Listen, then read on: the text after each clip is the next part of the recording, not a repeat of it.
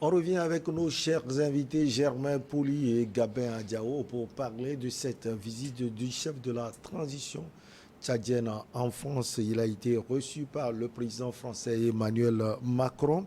Un déjeuner de travail puis un tête-à-tête ont permis aux deux hommes d'État de discuter des questions se rapportant à la coopération bilatérale. La visite du président de la transition en France, la première depuis son investiture pour la deuxième phase de la transition, Germain Pouli, marque un pas dans le sens du développement des rapports instaurés depuis longtemps dans tous les domaines entre les deux pays.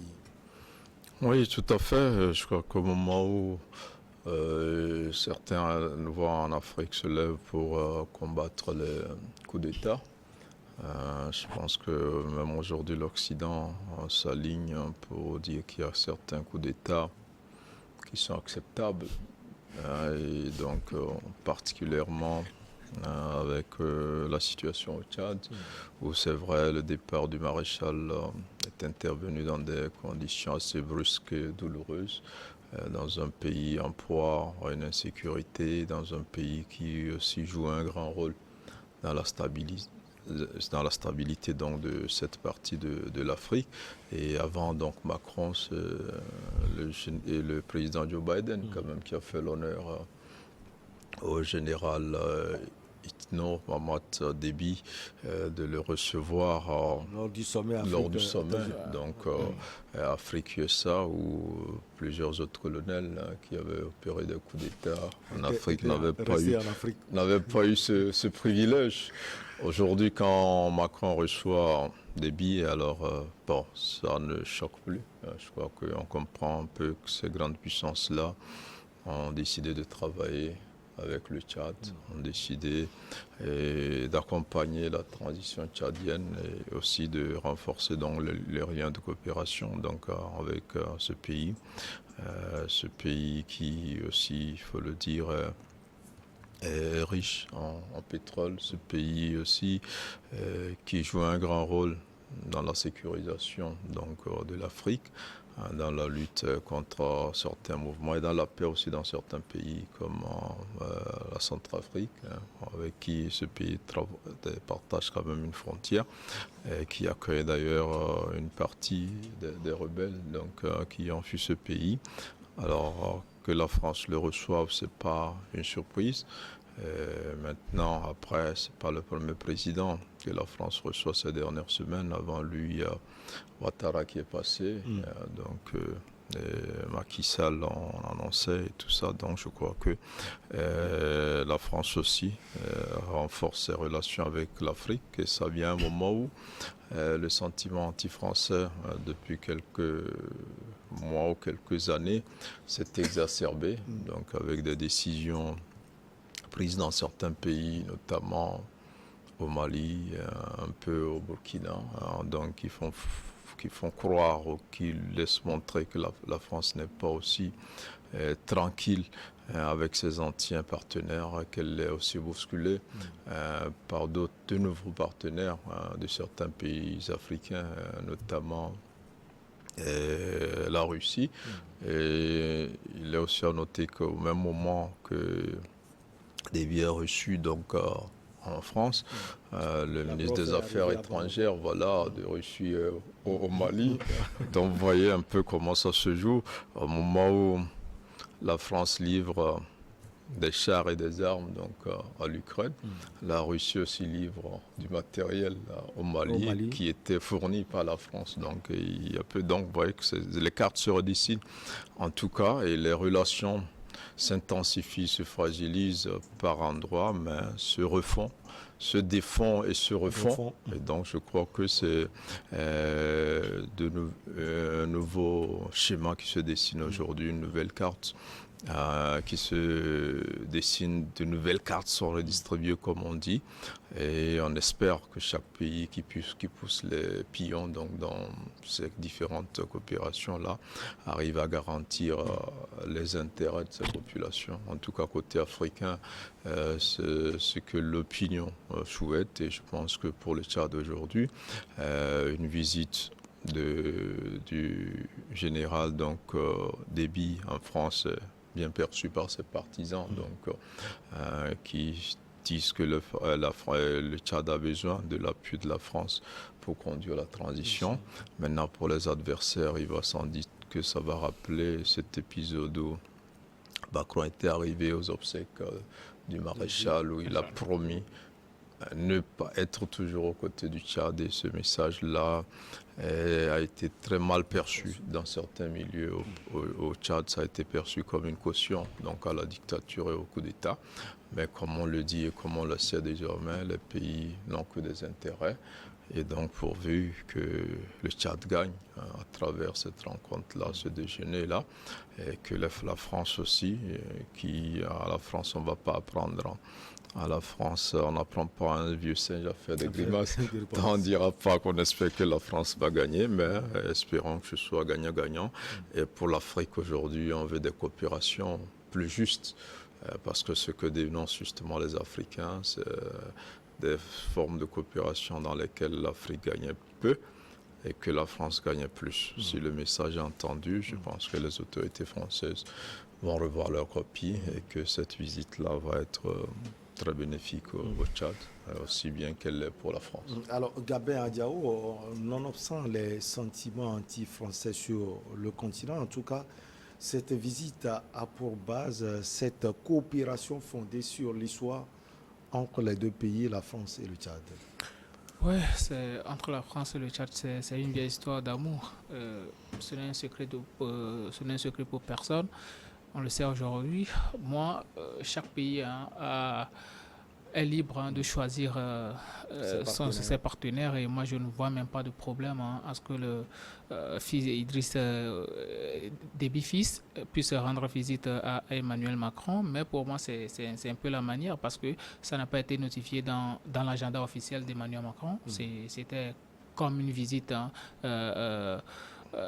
clandestine qu'il est parti faire, et le cas de charge, tout ce qui a été dit n'a pas été dit dans la presse, et quand tu vois même le journal officiel de l'Élysée, c'est juste mentionné de façon brève, puisque certains médias français avaient déjà eu la nouvelle que Déby fils était déjà arrivé. Selon vous, qu'est-ce qui peut expliquer cela, Gabin? Ça dépend des chefs d'État. Les chefs d'État parfois. Les liens étroits entre les deux pays. Oui, au-delà de l'amitié entre les deux pays, au-delà de la coopération entre les deux pays, les deux chefs de l'État. Bon, vous voyez, Emmanuel Macron, c'est un chef de l'État, il est très jeune. Déby fils aussi, il est très jeune, donc ils peuvent avoir des relations amicales. Raison pour laquelle on a parlé de déjeuner d'affaires. Ça veut dire que on ne déjeune qu'avec un ami. C'est aussi simple que ça. Et aujourd'hui, moi, ça ne m'étonne pas. Le problème aujourd'hui, c'est que, bon, est-ce que Déby fils, au vu de tous ces périples qu'il est en train de faire, parce que le doyen vient de le dire, il avait été reçu aux États-Unis. Après, la semaine passée, il avait ouvert une ambassade en Israël. Et quand, sur le plan sécuritaire, on sait très bien ce que représente l'Israël. Après, il est parti en France. Ça démontre à suffisance que le gars, il est en train de constituer un ancrage, et il va vouloir rester forcément au pouvoir. Et sur le plan géopolitique dans le Sahel, on connaît très bien la position du Tchad et ce que représente ce Tchad-là sécuritairement pour la France. La France qui est en difficulté au Mali et au Burkina Faso veut forcément être indéboulonnable au Tchad et voir tout. Parce que quoi qu'on dise, vous savez, l'Afrique représente un poids sûr dans l'économie française, et il va falloir que la France fasse tout pour ne pas quitter ce continent-là. Si la France laisse faire, vous savez, à un certain moment, le Tchad aussi va lui passer par la main, et il ne saura quoi faire. Maintenant, depuis octobre 2022, il y avait un chronogramme qui avait été lâché, que bon, il y aura les élections après, lors du dialogue inclusif qui avait terminé en queue de poisson. Déby fils avait déjà adopté une feuille de route gouvernementale la fois dernière, Maintenant, on ne sait plus à quel jeu il joue véritablement, parce que dans le pays, il ne dit absolument rien sur les élections, sur le chronogramme des élections, sur ce qui va se passer à l'avenir. Aujourd'hui, il se comporte comme un président élu. Oui, pour lui, il est déjà un président, lui, puisqu'il est reçu comme tel, parce que depuis le début, il avait reçu le soutien de la France, de la part d'Emmanuel Macron, peu importe les cris et tout. Il est resté en place et jusque-là, il y est. Donc, du coup, parmi les putschistes, hein, il y a un putschiste qui est adoré, qui est vénéré, qui est aimé. Donc, moi, je ne trouve pas de problème aujourd'hui, sauf qu'à un certain moment, il faut faire les choses bien. Et quand on dit quelque chose, quand on a une ligne directrice, je pense qu'il faut pas la changer. Quand la France appelle Traoré putschiste, quand il appelle Damiba ou bien Doumbouya ou bien Assimi Goïta des putschistes, elle est traite ainsi aussi. Hein. Il va falloir qu'il fasse de même pour Déby Fils. Mais c'est comme lui, il est adoubé. Toutes les grandes... Déby Fils ne l'a pas fait ainsi. C'est que le président était décédé. Mais quoi qu'il en soit, c'est un coup d'État. C'est un coup d'État militaire, un coup d'État constitutionnel. C'est un coup d'État. Il n'y a pas de petits coups d'État. Tous les coups d'État se valent. Et aujourd'hui, c'est ce qu'il est en train de faire. Toutes les portes des grandes puissances lui sont ouvertes. Quand les États-Unis te reçoivent, quand la France te reçoit, quand Israël t'ouvre grandement les portes, je ne vois pas où il aurait encore des obstacles. Donc, il voit un boulevard devant lui. Tout ce qu'il cherche aujourd'hui, certes, il va organiser les élections, mais on ne sait pas quand. Mais ce qui est sûr, il va se présenter et il va gagner ces élections-là parce qu'il est en train de chercher des soutiens pour. Et quand ces gens-là te soutiennent, avec les intérêts, parce que le monde est gouverné, quoi qu'il en soit, par des intérêts. On connaît la manne pétrolière que représente le Tchad.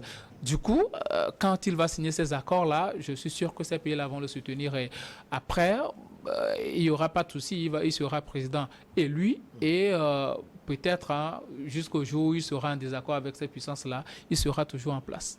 Ou bien jusqu'au jour où il peut mourir aussi au front. Parce que c'est pas un destin. En tout cas, Germain Pouli, c'est l'occasion aussi pour ces deux présidents de visiter, de revisiter l'axe Paris-N'Djamena. Alors, qu'est-ce qu'on peut mettre dans l'axe Paris-N'Djamena aujourd'hui pour les Tchadiens? Parce que c'est ce qui est important. C'est vrai, on parle de la sécurité, mais on ne doit pas oublier le développement et surtout l'économie de ce pays, si on peut le dire, en ruine.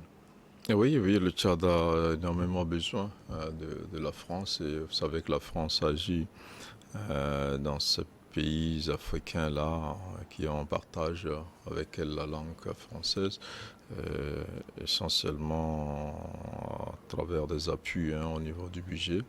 À travers également des projets au niveau de l'Agence française de développement qui fait énormément dans un certain nombre de secteurs sociaux. Et donc c'est sûr que le général Déby ne va pas revenir les poches totalement vides, les mains vides.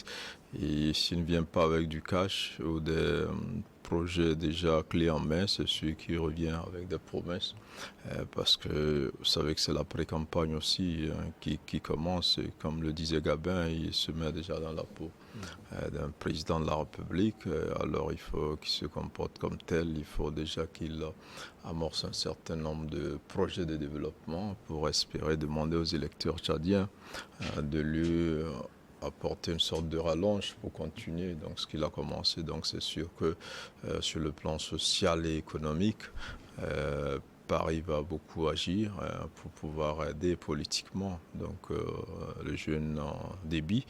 Et là, je ne sais pas, on attend de voir après son retour ce qui se fera, mais la France est toujours permanente donc, au Tchad. Elle y est installée, elle a une base là-bas.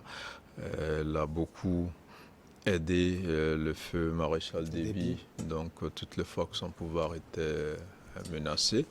Et aujourd'hui, je crois qu'elle garde la même posture avec son fils et son successeur. Maintenant, dans la lutte contre l'extrémisme violent dans le Sahel et dans cette partie de l'Afrique, le Tchad était un pays qui était au front avant de connaître toutes ces difficultés et ces guerres un peu avant et pendant donc l'élection jusqu'à la mort du maréchal. Aujourd'hui, il faut faire taire tout cela et puis maîtriser également une situation intérieure qui s'est un peu aggravée avec l'arrestation des manifestants, avec les jugements qui ont été faits. Certains ont estimé qu'on les a jugés à la va-vite, et avec donc cette commission aussi d'enquête qui doit faire la lumière sur... Il y a des opposants qui ne sont pas au pays. Voilà, donc il y a une situation intérieure assez délicate et on ne peut pas aller aux élections dans ces conditions-là. Je crois que le président Déby doit travailler à l'apaisement donc du pays avant de pouvoir convoquer son peuple à une élection qui mettra fin donc à cette transition. Je suppose que de toutes ces choses-là, il a pu discuter avec Paris, il a pu avoir l'accompagnement de la France et par ricochet peut-être probablement celle de l'Union européenne, de l'Allemagne aussi, qui est un partenaire clé de la France sur toutes ces questions-là. Et donc l'idée, c'est vraiment que cette transition-là soit paisible, qu'elle aboutisse à des réformes, à une élection, pour que l'après-Marshal Déby donc soit laisse un Tchad en paix avec lui-même, un Tchad dans la stabilité qui va être tourné vers le développement. Je pense que c'est un peu toutes ces normes-là, toutes ces fondations-là qu'il est allé échanger donc avec le président français. Après, on attendra de voir les prochaines actions qu'il va mener sur le front de la réconciliation nationale, sur le front de la préparation d'une élection inclusive. On sait que le dialogue intertchadien a connu pas mal de difficultés. Donc aujourd'hui, il a été fait. Il y a eu un forum qui a eu lieu, qui s'est voulu inclusif, qui a abouti à des recommandations qui sont en train d'être appliquées. L'une d'elles, c'est la possibilité donc pour le général d'être candidat à la prochaine élection. Mais en même temps, non seulement de continuer la voilà, transition, en mais même temps, également il faut que ces élections-là aussi soient ouvertes aux autres. Si lui peut être candidat, il ne faut pas qu'il y ait des exclusions et que donc à armes égales et sur des bases d'égalité, il puisse compétir, et s'il remporte. Gabin annonçait déjà que c'est celui qui va remporter, parce que nous sommes en Afrique où c'est très rare, à quelques exceptions près comme Gbagbo et certains, donc c'est très rare qu'un président organise ça aussi on comprend. et qu'il perde. Dans l'essentiel quand même, ce qui est l'apaisement au Tchad, avant cette élection-là, et que l'après-transition soit un Tchad beaucoup plus en paix, que les groupes armés qui sont à l'étranger puissent faire taire les armes, pourquoi pas une loi pour amnistier tout le monde et que ceux qui sont dehors puissent rentrer et aider le nouveau pouvoir à conduire ce pays-là qui a vraiment besoin de vivre dans la paix. Alors, Gabin Adjao, vous pensez que la sécurité dans ce pays, le Tchad, le processus électoral, même la transition pour conduire à des élections libres et transparentes, tous ces aspects seront indubitablement débattus par les deux chefs d'État. Vous le pensez? Non, je ne le pense pas. Je ne le pense pas parce que la France ne va pas parler de l'intérêt des Tchadiens. Il ne va pas parler pour ce qui concerne les Tchadiens, mais ils vont beaucoup plus parler de ce qui les concerne eux-mêmes, leurs intérêts, puisque vous savez, il va falloir que la France s'affirme et il va falloir trouver un point d'ancrage, un point où il sera pour véritablement s'affirmer. On sait très bien que la dernière fois, le ministre des Affaires étrangères russe, Sergei Lavrov, a foulé les terres maliennes. Ça veut dire que la Russie est en train de s'affirmer en Afrique. Et aujourd'hui, la France aussi a besoin... en Afrique du Sud, au Kenya. Au Kenya et autres. Donc, dans les prochains jours, il est même prévu des visites dans d'autres pays encore de l'Afrique occidentale. Ça veut dire que la Russie aujourd'hui est en train de s'affirmer comme un partenaire assez solide des pays de l'Afrique de l'Ouest et de l'Afrique tout entière. Donc il va falloir que la France s'affirme aussi, démontre réellement sa puissance et sa notoriété. Donc aujourd'hui la France, pour elle, c'est pas trop l'intérêt des Tchadiens qui l'importent. Pour la Russie, par exemple. Bien sûr, toutes les puissances, ils sont comme ça. Elles sont venues pour gagner pour leur pays. Elles ne sont pas là pour nos beaux yeux, pour nous aider à faire quoi que ce soit la Russie, que ce soit l'Angleterre, l'Allemagne, la France. Toutes ces puissances-là, elles sont là pour gagner pour leur pays et leurs citoyens. Donc, ce que nous devons faire, c'est de chercher aussi nos intérêts. Au lieu de chercher toujours à garder le pouvoir. Moi, c'est toute mon inquiétude aujourd'hui. Quand vous prenez le Tchad, c'est une population très, très, très affamée. Pratiquement, soit 11% de la population vit sous le seuil de la pauvreté. Et quand vous prenez ce président-là qui fait ses périples juste pour conserver le pouvoir à lui laissé par son père, parce que son père aussi... Peut-être qu'il a dans sa tête le souci aussi... le besoin des Tchadiens. On dit toujours chez nous qu'il faut balayer la chambre avant de balayer la devanture. Et pour moi, le plus important, c'est de réconcilier le peuple tchadien avec lui et mettre ce peuple, essayer de mettre ce peuple-là à l'aise, faire des projets de développement qui vont permettre à ce que ce peuple-là arrive à se nourrir. Mais il ne le fait pas. Quand vous voyez dans le pays, c'est rien que la politique. Les opposants, eux aussi, ils s'en mêlent. Et le Tchad aujourd'hui, je me dis, le Tchad navigue à vue parce qu'il n'y a pas d'opposants véritablement qui met des projets à vouloir aider la population. Eux aussi, ils manipulent la population ainsi que le pouvoir. Et aujourd'hui, le peuple se retrouve au milieu de tout ce méli-mélo-là. Mahamat Déby, il est en train de chercher des soutiens un peu partout pour pouvoir se maintenir au pouvoir et Dieu seul sait jusqu'à quand. Et quand ces puissances-là vont te soutenir, ce n'est pas pour 0 francs, ce n'est pas pour rien, c'est pour tes ressources minières, c'est pour appauvrir beaucoup plus la population parce que quand ces puissances-là, elles vont venir, c'est pour puiser des richesses et ces richesses-là, forcément, ne bénéficient pas à la population, d'autant plus que depuis plusieurs années, les Tchadiens n'ont pas véritablement bénéficié des bienfaits de leur sous-sol. Donc aujourd'hui, je pense que Déby, fils, il est en train de beaucoup plus penser à lui-même, à son pouvoir qu'au peuple tchadien. Il va vouloir peut-être s'installer d'abord, voir s'il n'y a pas de problèmes politiques à régler, alors qu'on connaît très bien le Tchad. C'est un pays où il y a beaucoup de groupuscules qui sont armés. C'est un pays instable à chaque moment. Il ne va pas s'asseoir au pouvoir et rester tranquille pour mener à bien les projets de développement parce qu'il y a des problèmes claniques aussi. Et il y a des groupes armés qui viennent juste d'un clan et tout ça. Donc, à chaque fois qu'on va le voir au pouvoir, on va se dire, peu importe ce qu'il va faire, peu importe le bienfait qu'il fera à la population, ces groupes-là, ils ne seront jamais satisfaits parce qu'eux, ils veulent voir un des leurs à la tête du pays. Donc, il ne sera jamais à l'aise à diriger ce pays-là. Ça veut dire qu'il va beaucoup plus miser sur la sécurité de son pouvoir, la sécurité de son trône, plutôt que sur le développement et la bienfaisance qu'il fera à sa population. Donc, il va falloir trouver, pour moi, un canevas pour aider à ce que ce pays-là puisse faire une alternance paisible avec quelqu'un d'assez neutre à la tête du pays. Comme, pourquoi pas ce qui s'est passé en Gambie à Adama Barrow, qui est venu aujourd'hui. Il n'y a plus tellement de tintamarre en Gambie. Je pense qu'il va falloir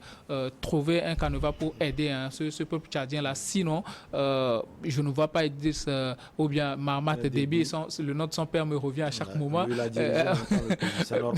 Puisque lui aussi, en 2020, c'est lui qui avait réitéré à la France qu'il faisait encore partenaire militaire et économique privilégié, cette puissance occidentale-là. Donc aujourd'hui, il est parti réitérer cela et encore plus, il entretient des relations étroites avec Emmanuel Macron. Donc il va rester au pouvoir et mener ses affaires beaucoup plus et sécuriser son trône ad vitam aeternam. Alors, vous pensez en une minute, doyen Germain Poulu, que c'est sans doute aussi l'occasion de parler de ces opposants qui ont quitté le pays sur ces masras, des transformateurs actuellement aux États-Unis d'Amérique. On parle de Yaya Dillo et d'autres opposants qui sont au Cameroun. Oui, c'est clair que, comme on l'a dit, on ne peut pas réussir cette transition-là si le processus qui va le boucler n'est pas inclusif, avec notamment une participation effective de tous ceux qui le souhaitent, de tous les Tchadiens qui le souhaitent à ce processus. Maintenant, il y a eu des événements assez violents qui ont eu lieu et qui n'ont pas encore laisser voir assez clairement les tenants et les aboutissants, les responsabilités de toutes ces situations-là, ce qui a fait qu'il y a des enquêtes en cours, donc il y en a qui craignent pour leur sécurité qui sont sortis. Du côté du gouvernement, on estime plutôt que c'est parce qu'ils sont responsables de la situation, c'est pour ça qu'ils ont préféré quitter le pays, mais au milieu de tout cela, il faut trouver un consensus pour que la réconciliation revienne. Déjà, c'est un pays qui est en guerre en permanence, avec des groupes armés toujours aux portes, donc pour venir attaquer à tout moment. Aujourd'hui, c'est l'opposition intérieure qui était beaucoup plus conciliante, donc dont certains membres sont amenés à s'enfuir, même si d'autres sont assez bien imbriqués dans le processus aussi qui se fait, il faut le dire aussi, certains travaillent avec la transition pour qu'elle aboutisse. Donc aujourd'hui, c'est d'avoir un large consensus possible. Peut-être que ceux qui sont partis ne pourront pas tous revenir, mais il faut tenter quand même de faire revenir ce qu'on peut avant la fin donc, de ce processus-là. Je crois que aujourd'hui, Déby est en voie donc, de pouvoir gagner cette élection parce que sa première victoire, c'est déjà cette possibilité qu'on lui offre d'être candidat. Et je ne pense pas qu'il va laisser cette occasion lui passer sous le nez.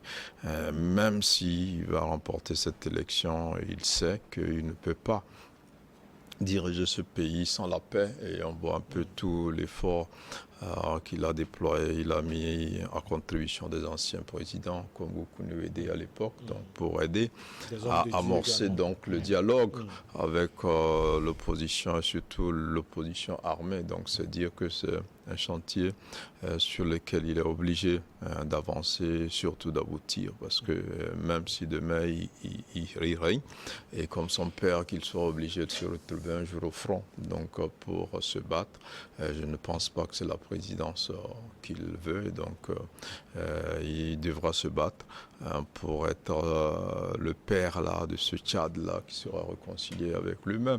C'est un défi énorme, et il est jeune, je pense qu'il peut ne pas commettre les mêmes erreurs que les anciens. Il peut innover, il peut créer quelque chose de nouveau et s'il le réussit, je pense que la génération actuelle et les générations futures le lui reconnaîtront.